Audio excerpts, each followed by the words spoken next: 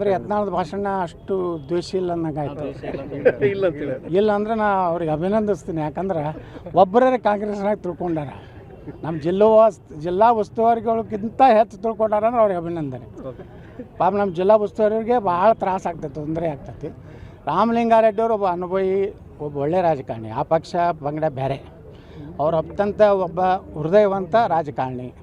ಡೀಸೆಂಟಾಗಿ ಅವರು ಅಲ್ಲಿ ನಾವು ನೋಡ್ತೀನಿ ವಿಧಾನಸಭೆಯಲ್ಲಿ ಸಾಕಷ್ಟು ಸಲ ನಮಗವ್ರಿಗೆ ಘರ್ಷಣೆ ಆಗ್ತಿರ್ತದೆ. ಆದರೆ ಅವರು ಒಬ್ಬ ಪಕ್ಷಾತೀತವಾಗಿ ಕೆಲಸ ಮಾಡಬೇಕು, ಒಬ್ಬ ಸಚಿವರಾಗಿ ಹೆಂಗಿರ್ಬೇಕು ಅನ್ನೋಂಥ ಇದು ಅದ. ಅದಕ್ಕೆ ಹೇಳಿದ್ದಕ್ಕೆ ದೇಶ ಭಾಷಣೆ ಅನ್ನೋವಂಥದ್ದು ಎಲ್ಲಿಂದ ಪ್ರಾರಂಭ ಆಗ್ತೈತೆ ಅಲ್ಲಿಂದ ಅವ್ರನ್ನ ಒದ್ದು ಹೊರಗೆ ಹಾಕ್ಬೇಕು. ಒಳಗೆ ಯಾರನ್ನ ಪಾಕಿಸ್ತಾನ ಪರವಾಗಿ ಮಾತಾಡೋಣ ಅವ್ರ ದ್ವೇಷ ಅಲ್ಲಿ ಅವ್ರು ಪಾಕಿಸ್ತಾನ ಚಲೋ ಅಂದ್ಮ್ಯಾಗ ನಾವು ಬೇಯಬೇಕಲ್ಲ ಮಕ್ಕಳಿಗೆ.